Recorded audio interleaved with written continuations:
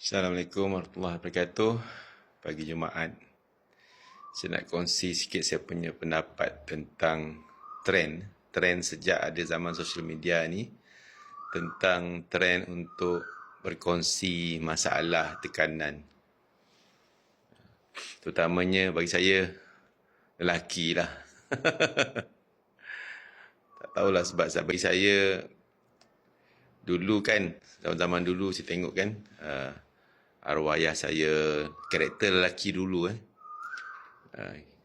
dia tak suka nak cerita tekanan, masalah dekat semua orang ni. Sebab kenapa? Dia tak ada masa untuk semua tu.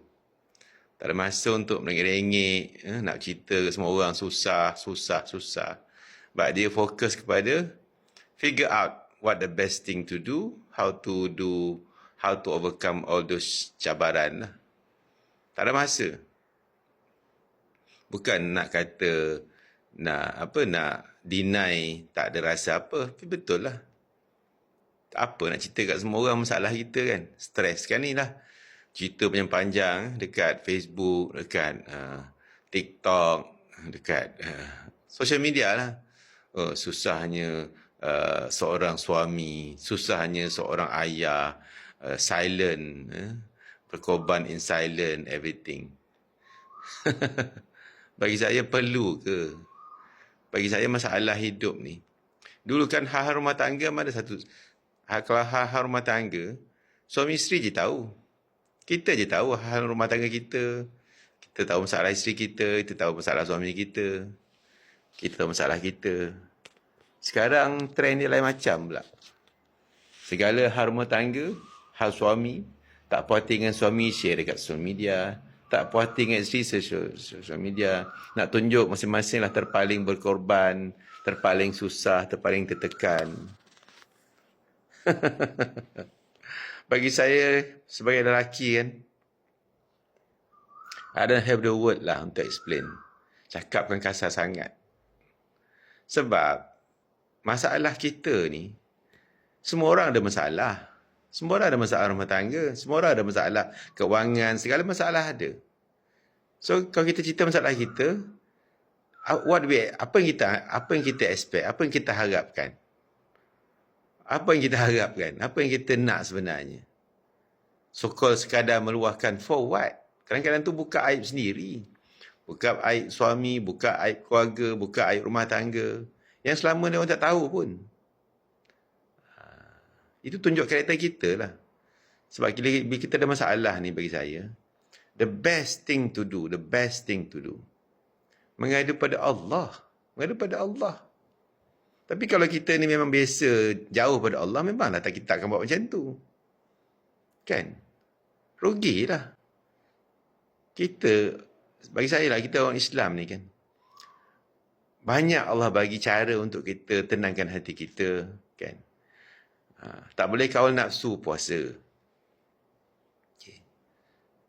Rasa takut hadapi siksa kubur, baca surah Al-Mulk. Nak lari daripada Dajjal, nak selamat daripada dugaan Dajjal, baca surah Al-Kahfi. Nak tenangkan hati, kita boleh berzikir. Okay? Buntu, boleh istikharah. Nak minta sesuatu, solat hajat. Nak minta murahkan rezeki, solat duha, bersedekah. Rezeki sempit, bersedekah. Okay? Nak tenangkan hati, banyak Allah bagi cara untuk tenangkan hati.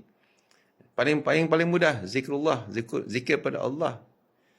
Tapi bila kita tengok Allah ni bukan benda yang utama untuk kita rujuk, untuk kita minta, untuk kita harap, untuk kita bergantung. Itulah tu. Segala masalah nak cerita dekat semua orang. After all, who care? Siapa kisah pun. Orang, manusia ni suka nak kongsi kegembiraan. Sebab tu orang-orang orang yang so-called influencer ni, dia flash dia punya kejayaan. Walaupun kadang-kadang fake. Bukan orang influencer je, orang biasa je pun. Okay? Orang suka kejayaan, orang tak suka. Orang the best thing orang kita, kesian kat dia. Dia dah bantu ke? Sebab tu masalah ni, satu, kalau kita ada masalah rumah tangga ke, sebagai suami ke, sebagai ayah ke, Talk to Allah. Talk to Allah. Minta pada Allah. Kemudian lepas tu, talk to the person yang paling dekat dengan kita, yang care about us, yang kisah pasal kita. Bukan kat semua orang. Bukan kat semua orang. Bukan kita tak boleh cerita masalah, boleh, tapi to the right people. Tak perlu canang rumah tangga kita, hal rumah tangga, hak pengorbanan kita kat semua orang. Kita fulfill obligation sebagai seorang suami, sebagai seorang ayah. Untuk apa? Sebab tanggungjawab pada Allah. Lainlah kita buat semua tu untuk dapatkan recognition manusia, pengiktirafan manusia. Saya punya pendapat lah. Sebab tu bagi saya, okay, ubahlah. Okay? Ubah. Kita ni semua orang ada masalah. Semua orang masalah. Saya ada banyak masalah. Banyak masalah saya. Tapi siapa yang tahu? Allah tahulah, of course. Dan juga isteri saya tahu cukup lah. Cukup lah. Even sama masalah saya daripada saya kecil lagi. Sampai saya kahwin ke. Mak saya tak tahu. Tak perlu pun. Tahu. Ayah saya tak tahu. Arwah ayah saya tak tahu. Adik-adik saya tak tahu. Ada orang yang tahu. People yang saya rasa care about me. Most of the time isteri saya lah. Dan kadang tu anak saya ada yang dewasa kan. Saya cerita. Tak cerita kat semua orang.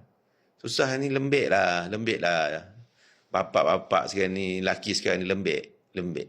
Nak cerita, kita lah yang terpaling berkorban. Kita lah, isteri pun kena memahami, bla bla bla. Allah, lemah. Lembik. Itulah. Macam mana kalau kita nak membimbing keluarga, kalau kita sendiri lembik? Payahlah. So again, kita ada Allah. Kita ada banyak yang Allah beri untuk kita jadi kuat. Gunakanlah. Kadang kau orang buat apa, kan? Yang kita berharap pada manusia lah. Bergantung pada Allah lagi baik, insya-Allah. Saya punya pendapat lah pergi jemaat ni. Okay, Assalamualaikum warahmatullahi taala wabarakatuh.